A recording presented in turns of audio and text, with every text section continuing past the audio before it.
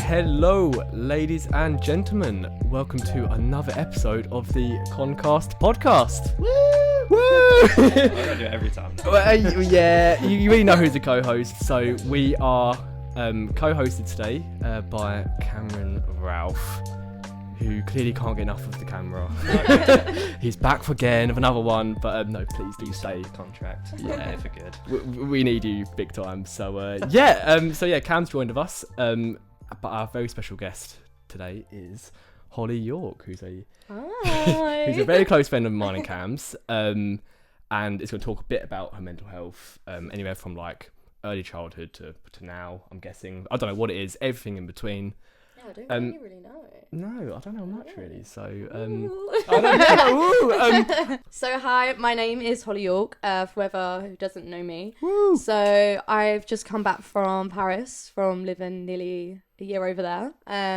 Because I was working at Disneyland Paris, and today I'm just gonna speak a bit about my mental health, about the like creative industry, and kind of like what I went through and how I kind of dealt with that, because I think Cam can agree our industry's pretty shit and it's quite hard. A tough industry. It's very hard. So yeah, that's what I'm gonna I've heard talk about. third hand as well from both of you, really. So yeah, there's gonna be a lot, I think, with it. So Holly, wherever you want to start really with your mental health sort of thing. So like, is it from then, or do you want to speak about a bit before then? Wherever you want to start. So I think my mental health kind of started when I hit uni. So this was a point where I went to uni. I applied for so many places, and you always have that thing in your head where I was like, oh, I'm never good enough.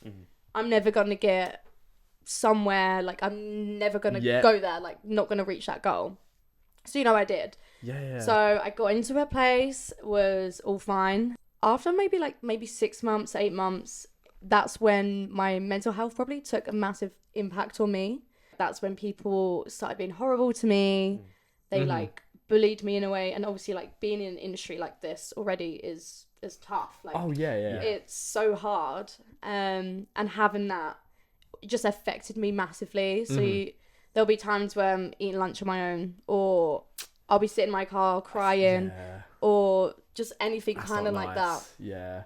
And then I thought, okay, like, it's going to get better. Like, maybe we're just first years. It's going to get a little bit better. Yeah. But then COVID hit. Oh. Yeah. What uni were you at, by the way? Sorry, I can't remember what you said. Pardon? Like, where you were, sorry, for uni. So I went to a school called D&B in Bromley. So I commuted every day. Oh, I didn't know that. Yeah, okay. So I was there for, obviously, a year and a half. And obviously, COVID hit. Yeah. So COVID probably impacted a lot more, because you're being stuck at home. I think Cam can relate to this. Like, yes, I can't go anywhere. Like, I can't dance. I can't do anything. It's that enclosed like feeling. Yeah, isn't it? I think I was saying that on the one that I did.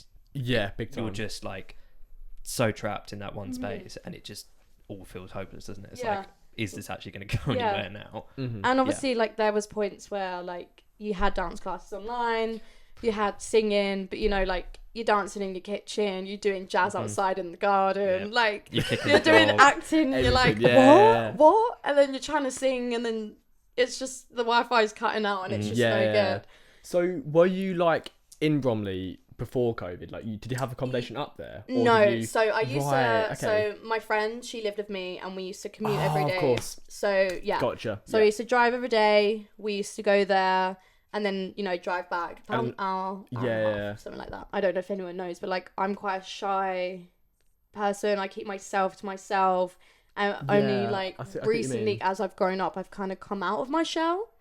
A little fun fact, I was a shy little girl. Yeah, can I add as well? I've only known you, Holly, since like I was 18, I reckon. Yeah. So like, I didn't know any of that at all. Like, even through COVID, I didn't really speak to you. And like you say, I've always just known you as Holly as you are today. Not that you were shy. Like, I don't know. Yeah, I was shy. I'd say you're quite confident, or would you not really say that? I would say maybe now I am, but like probably back then I wasn't. I was very shy meeting people, trying to make friends, and like obviously like going through uni, like people laughing at you, like saying stuff, kind of like put a massive impact on me. So like one thing as well, like I don't really speak about my problems, so like I keep myself to myself, and it is kind of bad because, you know, I get to a stage where I let all my, you know, my emotions, my problems build up, and then I have this massive outburst where like I cry or like I'm screaming or shouting, and obviously that kind of happened between like when it was like COVID and you know, being trapped in like that environment. So obviously after, you know, COVID happened, we was going back to uni. I was like, oh, okay, things might change, like, you know, everyone's going back to work. It just got like worse and worse and worse and worse. Everyone would turn against me, first, second, third years, just everyone. And there would be points where I'll be like, oh, I'm not coming in today, I've got the dentist. No, I didn't have the dentist. There'd be points where I'd be like, oh, I've got the doctors, same again.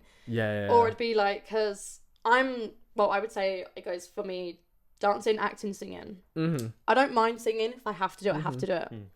There'll be points where if I have to sing, people would laugh at me. And I would get so embarrassed and so shy that I just physically couldn't do it. And then there would be moments like, for example, this one time I was in an acting class and I'm quite badly like dyslexic. So if I don't understand, I didn't know that either. Wow. I've done it with my friends apparently. I don't think he does. Literally zero. Okay, so because of that, sorry. So so there was one time where I just couldn't say this word. And I was like, I'm really sorry. Like I said to the teacher, I was like, I don't know what this word is. I'm so sorry. And like people were just laughing at me, and I just felt so embarrassed, so like shy, awkward. And then I tried to say it again. And my emotions just hit me to the point I grabbed my stuff and I went, thank you very much. And I walked out of the door. I didn't tell no one. I got in my car and I drove home. And then, that's the day. That was the day I decided this is not for me. That was it? That was it. Wow. Yeah. It just, all these little things just piled up. And that was like the last straw sort of thing. That was like the last straw. I'm out sort of. Yeah. Wow. So it's interesting because I don't know much about this industry, and is it kind of like I don't know if this is the wrong way of saying it, but kind of like a dog eat dog sort of, like people just a bit, it's like a free for all almost, would you say? It's competitive, isn't it? Is it more competitive than saying that it's free? That's not to say that everybody is out to get you, like everyone's going to treat you really horribly, but unfortunately some people do take it very like, you are my competition. So it can open up to that sort of thing. So that must have knocked your confidence like hugely. Oh, 100%. Because just with this kind of industry, like people judge you from your height, the way you look, how, you know, you speak, like what you do, like, oh, you can't dance, you can't sing, you can't act, like, you know, people laughing at you, and it puts you down. Like, for me, like it put me down massively to the point where I quit. Like, I had no idea. So a bit like Cam's story. I gave up my career when I was maybe 19, nearly 20. So and then a little bit after COVID, wasn't it? Literally just after COVID. And there was like so many times where I was like crying to my mom, like, I can't do this anymore. Like, I'm not paying all this money for like people to just like treat me like that. Like, there's no way I'm doing it. So I did that was it. That was it. That was it. I decided then to work full time at McDonald's. Wow. Because I know you worked there. Work full time at McDonald's for like maybe 2 years, and then become like a manager and stuff like that. And I did get better. I kind of felt better in myself, but then there was just like a point where I was just like, this is not what I want to do. Like this is not helping my mental health as a whole. Like, I was getting stressed at work all the time. Like, I had really bad eczema, like all over my hands because I'm like stressed out, working with chemicals. I relate. I get lots. Eczema. And I was just like, you know, getting so stressed out. I was taking like these like kind of these tablets where you get from Boots. They're like calming tablets. Right. Okay. Yeah.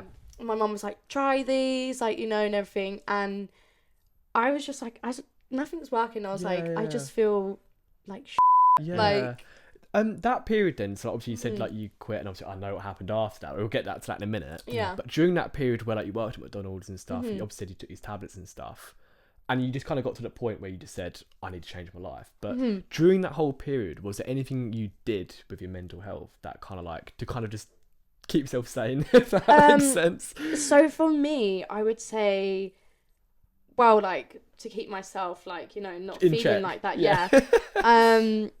I just always have to be busy. So like I have to do something. Okay, that's interesting. Like I have to always like work or be organized. Just do something. Yeah, like I'm quite an organized person, so like I have to be organized. Yeah. I can tell. It's a good thing, by the way. That's not I so rate like, it. Yeah, so I'd have to always like work stupid hours, like, you know, 12 till like 10, or I would work like night shifts because I like cleaning. So like cleaning, like I don't know. There's something about I just like it's just nice. I've got to clean. I've got to organise. Like, it's satisfying, isn't it? Yeah, it's, like, I'm a bit, you know, OCD, but like I just have to just keep myself busy. Just keep yourself going. Because if I don't like do that, then I get back into that place where I'm like, it's the downtime, isn't it? The downtime. I think I literally said this to someone the other day. Actually, the downtime gives you so much time to think and just live in your head as well. So doing something, you can kind of, you're not pushing it away, but you are like just saying, no, I don't want to think about this. Yeah. 100%. Yeah, that's a great coping mechanism. Yeah. It is. 100%. It's like in the last episode with Connor, he kind of said it can be quite a dark place sometimes living in your head, and that is just the reality of it. There's no point beating around the bush. That is sometimes quite a hard place to be, and when you like you just said, if not constantly active, you're like you are kind of facing your demons in a way, which isn't always a good place. It even got to the point where like after work I'd go to the gym and like just keeping myself just busy, like and doing something and getting stuff like where I'm so tired, then I'm like, okay, go sleep, repeat again tomorrow, like always doing something. So I done that. So you did that, and then obviously you had this period, and then I think where we were before, you in your story, you kind of said, enough is enough. Yeah. Sort of thing. So I think I was at like McDonald's, I was outside, and I just come across like a dancing group, and I was like, oh, I really miss dancing because for me, like obviously I'm not an actor. Like I'm not as good as Cam, but Cam's whole life is an act. But being like a dancer, I felt like it kind of does help with your mental health because absolutely, when you put your earphones in your ears and you press that play button and you just like dance, just get moving. You just, I mean, not like that. But I'm not a dancer, guys. I'm awful. Don't catch me on a dance floor. This is why Finn's not a dancer. As you were. God, I'm getting abused on my own podcast. I'm the host, guys. Respect, man. Respect. As you were. But I felt like as soon as I hit that play button and there was, no one around me, I can just dance. And it kind of just helped with my mental health a little bit. Like, I felt free. Like, weight was kind of lifted off my shoulders. Yeah. I can do, like, dance however I want. No one's looking at me. No one's judging me. And it was kind of like my happy place. Like, it doesn't matter what song it was, as long as I felt like the music, the vibe. It was kind of relief. So, like, obviously, I hated myself when I gave it up. But obviously, I decided to go back. And it did make, at first, it was kind of scary. Oh, yeah. Of course, you just jumped straight back into it. Just straight back into it. Yeah. And, I was still working at McDonald's while, like, dancing, that was, like, a lot of pressure. But for me, I was just like, right, Holly, put your, like, big girl pants on. We're going to do this because it's something, like, I'm quite passionate about. And massively. Yeah. I can tell. And just giving it up for, how it impacted me. I was like, right, we've got to go again. We're doing this again. Yeah. And it was quite scary at first, but like there was only a small amount of people like in my college, and they were so much supportive. Like it's quite local, like it's only a Maidstone Click College. Yes. So they were so supportive. Like they spoke about like my past. We spoke about like how it is there. Like they would always like check up on you. Like, how are you today? Like, are you feeling okay? Like, if you need a chat with me, like. And it kind of felt, because you can kind of see, you're not sort of like a number and you're like, no, and you can kind of see like different sides of like how one like college treats you to another, and you're like, oh, okay, like I can do this, like people actually do care and like support about your mental health, whereas some people just don't. That's so good to hear. Like, so I'm always a big fan of like everything does happen for a reason. Massively. I don't know what it is, but like, because at the time you don't realise, and I think a lot of you, if you're listening or watching to this, sometimes you might be in a stage in your life and you're like, things aren't going right, I don't know where it's going to end up. I've always got a feeling it does end up in the right place if you just follow your heart, because you just followed what was good for your mental health, didn't you? And like, look how well, like, obviously we'll get to the end of it. We'll get to I'm jumping ahead here, but like at that point you joined the college, you're like, it's working out. That's great. It was it was really scary at first, because you know, you're meeting new people and you're like, do I do this again, or like, is it gonna be the same like 2 years ago? You just like, you have these emotions mixed through your head, but like, you've just got to do it. Like, if you want, you know, something, you want that goal, you've just got to go and grab it like that. Gotta do it. Like, don't let anyone stand in the way, don't let anyone stop you from doing what you've got to do. Just take it and run with it, basically. 100%. I think I said this in the other episode, but like similar to what you just said, I always feel like everyone, like people are just gonna judge you anyway. So you might as well just do what you want to do, and they can judge you for that, because at the end of the day people can have their opinions. Just do you, go and grab it, and that's exactly what you've done, haven't you? So everyone has the ability to talk, it's just whether you choose to listen to it.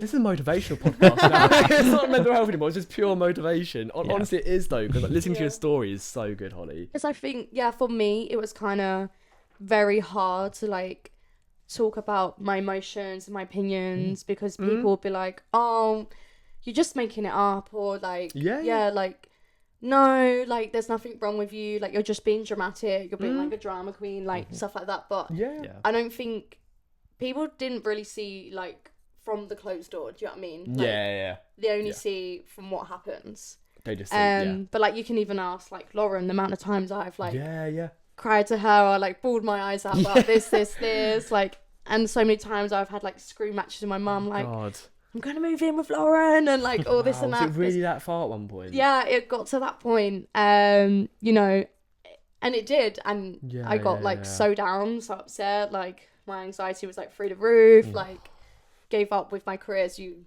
already know. But then I, you know, just found like a little spark and was like, right, we're gonna do this again. So I'm just going back, and I keep going back, but like, what made you find that spark? Like, what was it?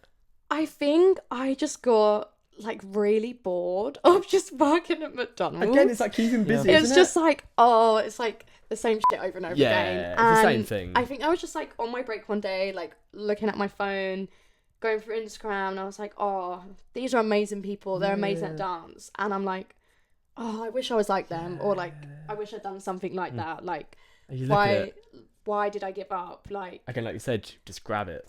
So like, I joined a local Saturday school, and then they said they opened a college in, you know, Maidstone, and you just kind of domino and effect, then it just bang. Kept going and going, and cool. So you're at the college and stuff, and you're there, I think, correct me if I'm wrong, was it just only a year before you got your so placement? I was there for sorry, so I was there maybe for literally a year. And obviously Cam already knows, like, the industry is really tough, you know. There's always going to be someone who's going to be competitive.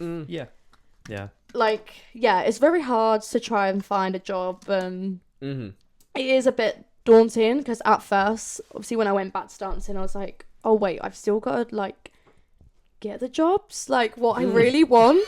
But it's also like, okay, now I've got to do an audition, okay, now I've got to go this far, now I've got to queue for, you know, maybe 4 hours outside in the freezing cold to wait for that open call, and then maybe to get cut. But like, and you're like, oh, okay, so we're back to square one again. So it's kind of, can I just say as well, as someone that you said that lost a lot of confidence from doing that, to then put yourself out there for these jobs and these castings is amazing.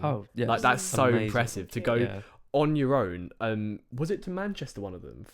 Yes. So sorry, I'm jumping ahead again. Yeah. Wow. I'm getting too excited, guys. But you went on your own to like different part of the country. Yeah, so I did a few in London. Yeah. And London's quite a bit scary. Like open calls, you got to be there hours in advance. Cam knows. But then, I decided I'll just go Manchester. So drove to Manchester for 4 hours. Stayed in a hotel. On your own? Just with a friend. Wow. She literally is with a... Wow. Yeah. And then, obviously, had the audition next day. And then from that, it was literally driving 4 hours back in the car. So, so obviously, I applied for Disneyland Paris. Got all the way through. Actually got told I was going to get given a contract that day. And then... By the way. Like so to get that is so cool. Just straight up, like that's such a good feeling. So and then they was like, we're gonna call you in 3 days, because they actually called me back over and was like, we're really interested in you. You fit our profile. Expect a call in 3 days. So obviously I'm in Manchester. I'm like calling my mum. Like I'm around Manchester. I've like lost my car. I'm like I don't know where I am. Like what is going on? But like for me, I felt like that was kind of an amazing feeling from starting when I was 18, like 16 to 18, to like giving up on something. Yeah. And then getting back into it. Yeah. I'm sorry, I didn't mean to cut you short. I just wanted to say on that point as well that was there about 200 people? Oh yeah, there was 200 people there. I just want to link that back to anyone that's lacking confidence and you don't believe in your abilities. What you just said about when you left uni. Yeah. That people were kind of like, it's very competitive. People think, you can't even speak or something, because like you said, if you're dyslexia. Yeah. To then beat like I know it's not beating, but obviously being whittled down from 200 people to how many actually managed to go? Do you know? So there was 16 left. 16? And 6 of us sat down in a circle, got told we was going to get a call. But then 3 of us got pulled over to the casting director and said, expect a call within a couple of days. Only roughly 3 of you. Yeah, 3 of us. 200-ish people. So there you go, guys. If you doubt yourself. Yeah. Look at Holly. She's an epitome of you can do it. That is unbelievable. Yeah. Wow. Sorry, I can't remember where you were with your story. Well, there you go. So I already said I got the job at Disneyland Paris. Job. I told you. Oops. Yeah. But obviously going on to Disneyland Paris, that was kind of another big step for me, because this is the first time I've been living with like my mum for all my life, traveled to uni every single day. So this was like kind of the first time I've like lived by myself, especially like in a different country, a different language. I've then got to cook for myself. I've got to like clean, like I'm doing a job. Like I'm like, okay, now I'm an adult. Yeah. Like I'm like, okay. Let's chuck you in. So I think that was kind of another big step for me, and kind of like a realization of how far I've come. Yeah. With like giving up to here. Hugely. Oh, sorry. I need to stop cutting you short. You're in full flow. Yeah, slap in a minute. Finn is the host. He decides. Yeah, when I do decide how long. No, I just wanted to pick up actually. I think it might be a good point. Yeah. When you did move to France, obviously. Yeah. What was mental health like when you moved? Because I know you just said it was obviously you had to do a lot, but how were you feeling when you first moved there? You're like, wow, I'm here. Well, I was scared. I can't lie. Like I was scared because I was like, all right, well, I haven't got my mum. She's not round the corner. Yeah. I haven't got anyone. I'm like, I've got to start again. Yeah. I've got to make friends. Like, and I don't know, it just got to a point where you've just got to do it. You've just got to do it. There has been like, some days where I feel, like I'm going to leave. This is not for me. Oh, really? Yeah, like there was kind of some times where I just felt like really and like just sad, or like I wasn't like connecting with people, but like everyone is in the same boat as you. Like there's so many people who I've met like from America, from I don't know, Spain, like all around the world, and you kind of just realize to a point everyone's in the same boat as you. And like Paris is not far from London, but like Paris to America is a massive difference. So like I kind of looked at some people and I was like, well, if you can do it, then I can do it. But yeah, I just got on with it, and I feel like I've kind of grown and learned a lot as a person. Yeah, I can see that already. I obviously didn't see you a lot before, like I saw you before you moved to Paris. Yeah. Obviously, I saw you a few times since you moved, but I can tell like how much more independent you are. Yeah. Like, I was so like you just, I don't know, like something about it, because we haven't said this obviously, but me and Cam and a few other friends actually went out to Paris to see Holly last month. And yeah, I was really impressed. Free tickets. Yeah, free tickets. Yeah, she works there, so.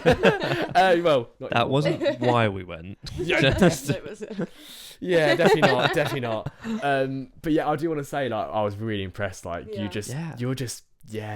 fine. You just had it all sorted and stuff. It's a big thing. But yeah, you were like in general like okay when you were at Disney. Yeah, I feel like because you meet so many people, you just kind of connect, and it kind of felt like uni, but not uni, if that made sense. It felt like everyone's in the same boat as you. We're all far from home. You know, some people were like, oh, like I've had a shit day, do you want to go get a drink? I'm like, yeah, come on, let's go. Like, we only live 10 minutes down the road, fine, like let's do it. Like, we're all in the same boat. And I think it kind of felt like home towards the end. It felt like home, even though like it wasn't my home. But yeah, I felt okay. And there was times where it's like, oh, I've had a bad day, or like I've had like to deal with like guests and stuff like that. Like it was kind of awful. But I think you have to, like, for me, I kind of had to remember I was working at McDonald's maybe a year ago, and now I'm working in the most magical place on earth. And I kind of just kept coming back and was like, if I never done dancing again, I don't think I would be in Disneyland Paris staring at the castle like right now. Whereas like, you know, like a year ago, I was cooking burgers. Like it's literally a difference. It's so like amazing. So I think that's kind of like my like message is like, just don't give up. Like even though like if you're going through like bad mental health like or a similar situation that I have, I think you've just got to like take it and run with it. And you know, there will always be people who are in the same boat as you. Especially 100%. And you've just got to grab it and just go. Just like, go with it. That is kind of it. Is it just kind of just saying, I need to do this. Like, I have to. This is literally my calling. You've got to do it, sort of thing. You just got to give it a go. Yeah, just give it a go. I think we're always told in this industry as well, it's like, you have to go through those no's because the next one could be a yes as well. So if you give up too soon, the yes could have been like the next audition or something. Rejection. Big time, isn't it? Sorry, I just came out of nowhere. A topic I did want to go into actually was imposter syndrome as well. Quite a big thing. I like talking about it on this podcast. Obviously we touched on it in my episode, but I was just wondering, you know, going to Disney and stuff, was there any points where like you faced imposter syndrome being at this big company and this new job? I think I did. I don't know. I don't really know. Like, I don't know, that's fine. I mean, that's good if you didn't. It's good if you don't know really, because it's such a big place. There's so many different characters and stuff. You're like, oh, like us, can I do it, sort of thing. But you were like, you had. I'm guessing you built that foundation from when you started college, and you're kind of like, I can do this. I've clearly been chosen for a reason. You reckon? Yeah, I feel like I kind of had that. Like, it was scary at first, I would say, but I was just like, well, I must have been good enough then. Comparing from like what's happened through my life, I'm kind of like, well, I am good enough. Even though these people have told me you're not good enough, because I'm like, well, I am, because I'm standing in front of the castle of Disneyland Paris, and I'm literally making kids happy. Like, there's so many moments what I remember where like, you know, I've been friends with this character or friends with that person, and kids have just loved it. Like, every magical moment. I think every moment counts. Like, oh, it does. It's a magical place, Disneyland, isn't it? Yeah. It's so magical. When we went there, we were like, oh my god. Literally, I'm like, like, literally looking at the castle, like, it's so cool. So, question for both of you, actually. Cam being a co-host as well. Yeah, wow. I feel like with your industry, as like performers, actors, obviously in your case, I feel like you've got this sort of responsibility to be like quite high energy all the time, and even if you've got bad days where you kind of just want to just be, I don't know, not sociable and not talking to people, you've got to kind of keep your high energy, and you've got to be like bubbly and sociable. Like, how do you guys deal with that when the days that you're not feeling like that? How do you keep it up? You know what I mean? I think probably agree that everyone probably has their own way of handling it. It's different for every single person, but the show must go on is a very like true phrase 100%. In this industry. You just literally psych yourself up in the mirror and go like, I've got to do this even if I'm not feeling like it. In a brutal way as well, especially in theatre, you know that like if you didn't go into work that day, your understudy comes in, and then they do a great performance, and you know that's their shot. And we you know, you'll have that chance, someone as well, to have your shot, but not saying your motivation is nope, someone's not taking this from me, even though that can be motivation. It is just sort of waking up, and you just got to ignore those like thoughts if you're tired, or you know, if you're a bit ill or something. I think once you get there and you start doing it, you're always reminded like, I love this, like this is what I want to do. It's because you go back to like, I love this job, this is what I am. You just do it because of that. I've just always wondered it, because I just feel like I see people like performing, like especially on like, you know, you're watching like a show, like a musical, and you're like, how are they so high energy every day? I'm like, it's just something personally for me. Like, I do wonder how you deal with that with your mental health. I think it's like, if you love something so much, and like even because there's been moments where I've been ill at college and I've had assessments. I've had like a really bad chest infection, and I just had to put on a smile and just get on with it, because this is my one chance, and my one chance only to get that grade. Like, I've just got to suck it up. So I'm like, okay, let's go. So you've just got to do it. And it's kind of the same with, you know, working at Disney. Like, there's been moments where, you know, I've been on a show with my friend Mickey, and I felt so like, oh my God, I'm going to die. Oh my God, I'm going to pass out. Like literally, I'm just like, oh my God, I can't do this. But it's like, you have to keep going until it stops, because, you know, like, you don't want to pass out. You're like, I love this for a reason, and you've just got to keep going. You've just got to put on a smile and a brave face and just keep going and going and going. It's like a mindset sort of thing in the industry. You just gotta just... like Cam said, I think everyone deals with it differently, kind of thing. It's kind of like a hard... Gotta have that dog in you. That's basically it. It's not Disney, but an example that I was thinking of that, same with like illness and everything. There was a time where I was doing Singing in the Rain, and we had to do this. We were booked in to do this like public performance to advertise the show, and I was just really sick. You know, as it goes, I was just sick about 1 or 2 days before we did it, and I was really nervous about it because, you know, my nose is all blocked up. I've got to sing, and I thought, oh my God, this is going to sound terrible.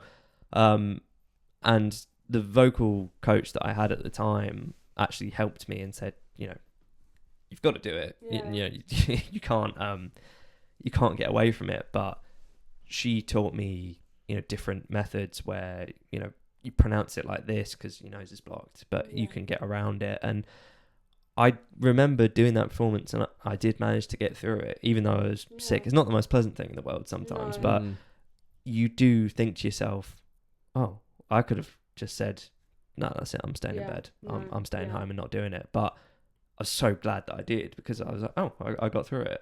So you can't allow yourself to do it, really, can you? You can't allow yourself to not go to work, basically.